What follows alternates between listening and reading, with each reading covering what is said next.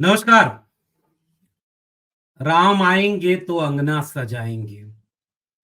आजकल इस गाने की धूम मची हुई है और चारों तरफ राम मंदिर पर बात हो रही है। देश के एक बड़े आस्था के विषय राम को लेकर के ये उत्साह दिख रहा है और इस उत्साह को जो राम के मानने वाले लोग हैं उसे पूरी निष्ठा से जी रहे होंगे। लेकिन इस बीच में एक पेच फंसा हुआ है सियासत का। कब धर्म और राजनीति एक दूसरे से गुत्थम गुत्था हो जाती है पता ही नहीं चलता। दुनिया भर के देशों में कोशिश ये की गई, जब मध्यकाल के बाद आधुनिक काल में आधुनिक दुनिया बनना शुरू हुई तो ये कोशिश की गई कि धर्म को सियासत से दूर रखा जाए।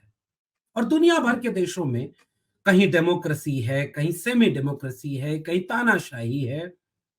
एक जमाना था जब राजा और धर्म ये दोनों एक साथ राज किया करते थे। लेकिन आधुनिक दुनिया बनने में दोनों को थोड़ा अलग अलग रखा गया। भारत का लोकतंत्र जब आया, संविधान बना, तब भी ये छूट दी गई कि आप धार्मिक हो सकते हैं, आप अपने धर्म का प्रचार प्रसार कर सकते हैं और सब कुछ होना चाहिए। लेकिन अब सब गड्ढमड्ढ हो रहा है। विपक्ष लगातार सवाल उठा रहा है, संत महात्मा सवाल उठा रहे हैं। और इस बीच में आज एक और खबर आती है और बड़ी दिलचस्प खबर है। अब तक ये हो रहा था कि देश के प्रधानमंत्री आदरणीय नरेंद्र मोदी जी वही प्राण प्रतिष्ठा का कार्यक्रम करेंगे, वही मुख्य जजमान होंगे। लेकिन आज खबर आई, चंपत राय जो ट्रस्ट के महासचिव हैं, उन्होंने यह सूचना दी कि नरेंद्र मोदी जी इसके जजमान नहीं होंगे। वो जटायु का एक मूर्ति बनी हुई है कुबेर धाम के ऊपर, और अयोध्या में उस मूर्ति की पूजा करेंगे। नरेंद्र मोदी जी सीधे जजमान नहीं होंगे। बनारस के किन्हीं सज्जन को चंपत राय जी ने कहा है कि वो जजमान होंगे अपनी पत्नी के साथ। वो मुख्य रूप से पूजा करेंगे प्राण प्रतिष्ठा की। तो ये पूरी बातचीत ऐसे चल रही है। आज की वीडियो में थोड़ा नरेंद्र मोदी जी की भूमिका इस पूरे धार्मिक आयोजन में क्या है, इसको लेकर के थोड़ी बातचीत करेंगे। तो स्वागत है आप सबका 4 PM न्यूज नेटवर्क पर, और मैं डॉक्टर लक्ष्मण यादव अपने विश्लेषण के साथ आपसे मुखातिब हूं। असल में टीवी चैनल मैं कल देख रहा था, अपने रिश्तेदारी में गया हुआ था। मेरे घर में टीवी नहीं है, मैं कोई न्यूज चैनल नहीं देखता। और गुजारिश तो मेरी आप सबसे भी होगी, गांव कस्बों में अगर आप लोग 4 PM देख रहे हैं तो ऐसे ही कुछ यूट्यूब चैनल और हैं, आप देखेंगे तो मिल जाएंगे, जो आपकी खबरें दिखाते हैं, जो वह सच दिखाने की कोशिश करते हैं जो सच टेलीविजन में टीवी मीडिया नहीं दिखाती है। तो मेरी गुजारिश तो यही रहेगी कि आप इन्हीं सब में अपनी खबरें देखा करें। लेकिन मैं अपने रिश्तेदारी में गया तो वहां टेलीविजन पर खाना खाते खाते लोग टीवी देख रहे थे। म्यूट पर था, लेकिन मैंने टीवी को ऑब्जर्व किया। लगातार कम से कम 4-5 जो बड़े टीवी चैनल हैं, सब पर अयोध्या लाइव चल रहा था।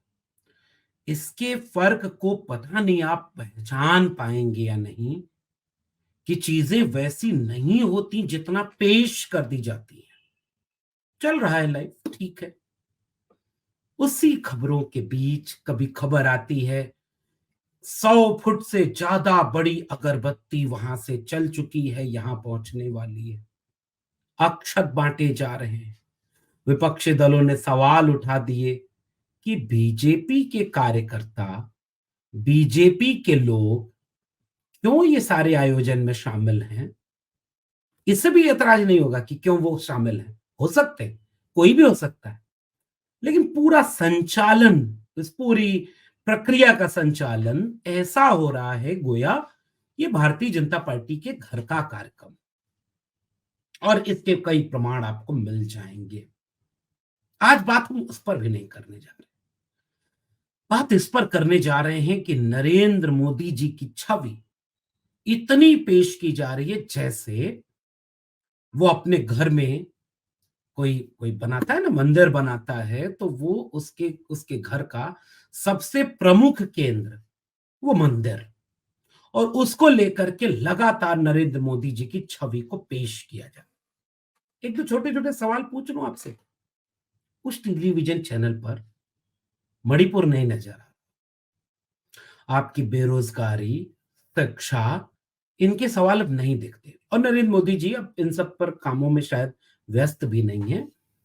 वो व्यस्त हैं, और वो उनकी व्यस्तता टेलीविजन चैनल तक पहुंच जाती है।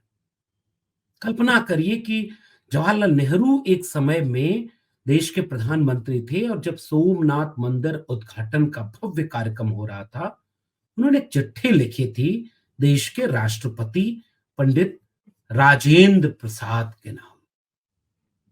राजेंद्र प्रसाद जी के नाम चिट्ठी लिख करके उन्होंने कहा, और उन लोगों को भी ये कहा कि चूंकि मैं सबका प्रधानमंत्री हूं, एक धर्म का नहीं, इसलिए मैं किसी एक धर्म के ऐसे आयोजन में नहीं जाऊंगा। राजेंद्र प्रसाद गए। टेलीविजन चैनल होता तो क्या होता, या आज पंडित नेहरू होते तो आज भी तो यही कहा जाता है, जालीदार टोपी पहन करके तो आप धार्मिक इफ्तार को लोग धार्मिक आयोजन कहते हैं। अब चीजें बदल गई हैं। अधिकांश नेता अधिकांश जगहों पर धार्मिक आयोजनों में जाने लगे हैं। नरेंद्र मोदी जी की एक खबर चल रही थी टेलीविजन चैनल पर, और वो खबर क्या, नरेंद्र मोदी जी अब कंबल बिछाकर चौकी पर सोएंगे। Live breaking news, Narendra Modi ji अब एक कंबल पर सोएंगे जब तक प्राण प्रतिष्ठा न हो जाए। नरेंद्र मोदी जी जटायु की पूजा करेंगे। नरेंद्र मोदी जी व्रत रहने के लिए धर्म गुरुओं से चर्चा कर रहे हैं कि कौन सा व्रत रहे, कठिन से कठिन व्रत रहने के लिए भी तैयारी कर रहे हैं। नरेंद्र मोदी जी सब कुछ कर रहे हैं। अब कल्पना करिए कि इसी बातों को लेकर वे सारे शंकराचार्य सवाल उठाए, उसका जवाब अभी तक नहीं है। लेकिन कहीं ऐसा नहीं लग रहा है कि कुछ तो दबाव बना, कुछ तो चर्चा परिचर्चा गहराई, और उस चर्चा परिचर्चा में एक चीज बदल गई कि वह जो मुख्य आयोजन होगा उसके मुख्य जजमान नरेंद्र मोदी जी नहीं होंगे। क्यों नहीं होंगे? अगर यह आयोजन हिंदू धर्म ग्रंथों के हिसाब से, बहुत सारे लोगों ने एक सवाल पूछा, और वो सवाल उन्होंने कहा कि पत्नी के बिना कोई धार्मिक आयोजन पूरा नहीं हो सकता। मोदी जी तो गारंटी देने वाले हैं। उन्होंने एक अपनी महिला को गारंटी दी थी कि सातों वचन निभाएंगे, पत्नी को छोड़ दिया तो वो अब नहीं बैठेंगे। बनारस के एक सज्जन सपत्नीक उस कार्यक्रम के जजमान होंगे। अगर यह बदलाव, अब बीजेपी वाले ये कहेंगे, या इसका एक जवाब ये दिया जा सकता है कि ऐसा कहां कहा था। नहीं भाई, उद्घाटन जब हुआ था तो क्या हुआ था, केंद्रीय भूमिका किसकी थी उस पूरे उद्घाटन के आयोजन में, जब शिलान्यास रखा गया था, केंद्रीय भूमिका किसकी थी? आदरणीय नरेंद्र मोदी जी की थी केंद्रीय भूमिका। 5 ही लोग शायद बैठे थे, एक पुजारी, एक मोदी जी, एक योगी जी, एक मोहन भागवत जी, और एक शायद, मैं भूल न रहा हूं तो उत्तर प्रदेश की राज्यपाल तक की। अब भी ऐसा ही होने वाला था। एक कार्ड छपा है, उनमें 5 ही लोगों का नाम है। सबसे ऊपर नाम आदरणीय प्रधानमंत्री जी का है, फिर मोहन भागवत जी का है, फिर योगी जी का है, फिर उसके बाद राज्यपाल जी का है, और नृत्य गोपाल जी का है जो उसमें वो हैं, प्रमुख हैं। अब खबर ये आई कि नहीं, जो मूल कार्यक्रम होगा उसमें प्राण प्रतिष्ठा वो लोग करेंगे। अब एक चीज जरा सोचें और समझें। देखिए, धर्मगुरु और शंकराचार्यों के पहले के भी बहुत सारी चीजें हैं, उस पर हम टिप्पणी नहीं करेंगे, उनकी सारी बातों से सहमत नहीं। जो कि ये आरोप है विपक्षी दलों का कि यह कोई धार्मिक आयोजन है ही नहीं, ये शुद्ध रूप से एक राजनीतिक आयोजन है। और अब तक किसी भी बड़े विपक्षी नेता ने यह स्वीकृति नहीं दी है कि हम वहां जा रहे हैं। अब कल्पना करिए कि बाल ठाकरे जो इस पूरे आंदोलन, हिंदूवादी राजनीति, बाबरी मस्जिद के खिलाफ का पूरा माहौल, कार सेवा, इन सब के बीच एक बड़ा नाम थे ना बाल ठाकरे। उनके बेटे और शिवसेना के उद्धव गुट के प्रमुख उद्धव ठाकरे क्या कह रहे हैं? वो खुद ये कह रहे हैं कि वहां नहीं जाएंगे, यहां करेंगे, अपने यहां भव्य कार्यक्रम करेंगे। क्यों भाई? अखिलेश यादव ने कहा इस कार्यक्रम में नहीं जाएंगे। उन्होंने डायरेक्ट नहीं कहा। अखिलेश यादव चूंकि बड़े बारीकी से चीजों को रखते हैं, उन्होंने कहा आपने आमंत्रित किया, थैंक यू, बाद में आऊंगा, परिवार के सहित दर्शन करूंगा। अब क्या करोगे भाई? कांग्रेस पार्टी ने क्लियर कट कह दिया है। हालांकि कांग्रेस पार्टी ने कई तरह से, चूंकि कांग्रेस कांग्रेस है भाई, समंदर है, तो बड़े नेताओं के लिए कहा कि वो नहीं जाएंगे, और उत्तर प्रदेश के नेताओं ने कहा कि हम जाकर डुबकी उबकी लगा आए। पूरा उत्तर प्रदेश का वो जो कांग्रेस पार्टी के प्रमुख लोग हैं, वो सारे लोग जाकर डुबकी लगा आए, दर्शन वर्शन कराए। बड़ी चालाकी दिखाई उन्होंने। आप कहो विरोधी, राम विरोधी, सनातन विरोधी, और उस दिन नहीं जाएंगे। इस सब के बीच में जब धर्म गुरुओं ने यह सवाल उठाया था, तो मोदी जी की भूमिका, क्या ऐसा नहीं लग रहा था कि सब कुछ आप कर रहे हैं? और अब ये बदलाव दिख रहा है कि करेंगे, केंद्रीय भूमिका में रहेंगे, लेकिन प्राण प्रतिष्ठा कोई और कराएगा। यह जो पूरा पूरा का पूरा विमर्श है, यह पूरा का पूरा डिस्कोर्स है, ये उस दिशा में जा रहा है कि इसका मतलब कि बाकी जगहों पर भी जो वो धर्मगुरु शंकराचार्य लोग जितने सवाल उठा रहे हैं, इसका मतलब वो सवाल भी तो वाजिब हैं, और उन शंकराचार्यों के उन सवालों का भी जवाब देश के प्रधानमंत्री, या प्रधानमंत्री जी अमूमन जवाब ववाब नहीं देते खुल के, कभी सदन में जवाब नहीं देते तो बाहर आप उनसे क्या जवाब ले लेंगे? कभी दिया है किसी चीज का सीधा जवाब? उन्होंने नहीं देते। बीजेपी के लोग देते हैं। तो बीजेपी के लोग ही प्रेस कॉन्फ्रेंस कर दे कि क्यों बदलाव हुआ या आगे की क्या योजना है। धर्म का कार्यक्रम हो रहा है तो धर्म गुरुओं के सवालों का जवाब क्यों नहीं दिया जाएगा? और इस विमर्श को राजनीति से कौन जोड़ रहा है? कौन राजनीति से इसको जोड़ करके इसका राजनीतिक लाभ लेना चाह रहा है? ये सवाल विपक्षी दलों का बीजेपी से है। असल में क्लियर कट बात करें, जब 2014 का चुनाव आने वाला था ना, और ये बड़ी महत्वपूर्ण बात है, मैं थोड़ा बीच में एक चीज जोड़ दे रहा हूं, जितने लोग अपना कीमती समय निकाल करके इस वीडियो तक पहुंच रहे होंगे, 4 PM देख रहे होंगे, उन लोगों से मेरी गुजारिश है कि एक डॉक्यूमेंट्री है, in the name of God, in the name of God, उस डॉक्यूमेंट्री को एक बार जरूर जाकर देख लें, उसे देखें, क्या है, कैसे है, क्या क्या उसमें कहा गया है, in the name of God. और उस विवाद के बीच में जब वहां के एक पुरोहित थे, जो जो जिनको हाई कोर्ट ने नियुक्त किया था, उनको भी जब ये कहा गया कि भाई वो क्या करना चाह रहे हैं, तो उन्होंने कहा कि ये ठीक नहीं हो रहा, ये धर्म का तो काम ही नहीं हो रहा, ये तो चीजें उसके हिसाब से चल ही नहीं रही, ये तो गड़बड़ है। तो ऐसे वक्त में जो धर्म के लोग थे, उसका जवाब तब भी नहीं दिया गया। आपको भी कहना चाह रहा हूं कि जो इस समय आपको देखना चाहिए, in the name of God. अब आइए एकदम तत्काल, उन्होंने कहा कि असल में बीजेपी इसका राजनीतिक लाभ लेना चाहती, इसलिए ये सब कुछ कर रही है।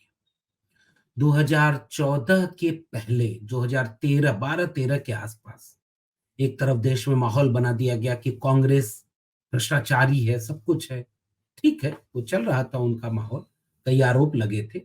आजकल भी लगते हैं लेकिन वो लोग बीजेपी जॉइन कर लेते हैं तो फिर वो भ्रष्टाचार खत्म हो जाता है, फिर उस पर डिबेट भी नहीं होती टीवी पर, सब शांत हो जाते हैं। तो उसके बाद उन्होंने क्या किया कि उस टीवी चैनलों को खरीद लिया। लास्ट में चल करके शायद 2 साल पहले अगर आप देखेंगे, तो एनडीटीवी एक जो बचा हुआ था उसको भी अडानी ने खरीद लिया। सब कुछ उनके हाथ में। आज उसका असर आपको नहीं दिखता। आज क्या पिछले 10 साल से नहीं दिखता। मान ली एक उदाहरण दूं आपको। विपक्षी दलों ने अपने गठबंधन का नाम रखा इंडिया अलायंस, INDIA। प्रधानमंत्री ने उसका अपमान करते हुए कहा इंडी अलायंस, INDI, इंडी, और ए से अलायंस अलग कर दिया उन्होंने। पहले तो डॉट डॉट करके लिखा तो टीवी वाले भी I.N.D.I.A। फिर जब उन्होंने कहा घमंडिया तो टीवी वाले भी कहते थे घमंडिया अलायंस। अब जब उन्होंने कहा इंडी अलायंस, जितने भी टीवी चैनल है, दो पक्ष है, एक सत्ता पक्ष है, एक विपक्ष है। मान लीजिए विपक्ष एक बात कह रहा है और एक बात सत्ता पक्ष कह रहा है, तो टीवी चैनल को बीच में होना चाहिए ना। वो सत्ता पक्ष की भाषा बोलता है, विपक्ष की नहीं। विपक्ष कह रहा है हमारा नाम इंडी अलायंस नहीं इंडिया अलायंस है, टीवी चैनल कह रहा है इंडी अलायंस। वही सारे टीवी चैनल अयोध्या के उन विवादित सवालों पर क्या कभी डिबेट करते नजर आए जो धर्म गुरुओं ने धर्म के मुताबिक, धर्म के तर्क से, धर्म के शास्त्र से उन्होंने ये सवाल किए थे।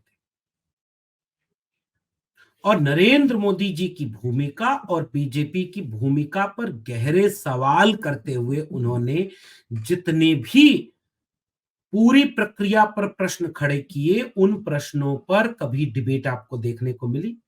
ये वो है 10 साल की यात्रा। टेलीविजन कहां पहुंचा है?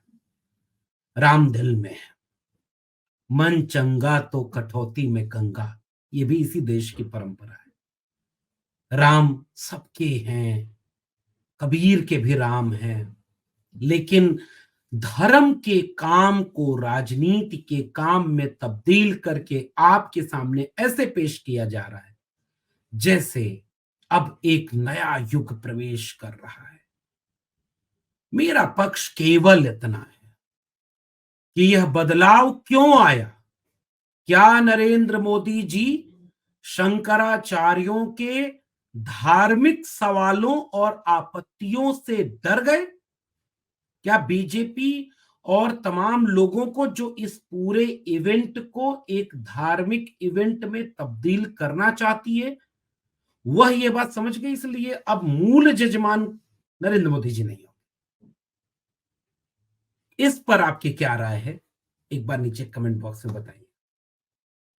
धर्म धार्यते इति धर्म, धर्म जो धारण किया जाए, धर्म वह नहीं जो दिखाया जाए, जिस रूप में दिखाया जाए, जैसे पेश कर दिया जाए। मुझे लग रहा है इस राजनीति के बारीक फर्क को आप बेहतर समझ रहे हो। कल मिलेंगे किसी और टिप्पणी के साथ, तब तक देखते रहिए 4 PM। बहुत बहुत धन्यवाद।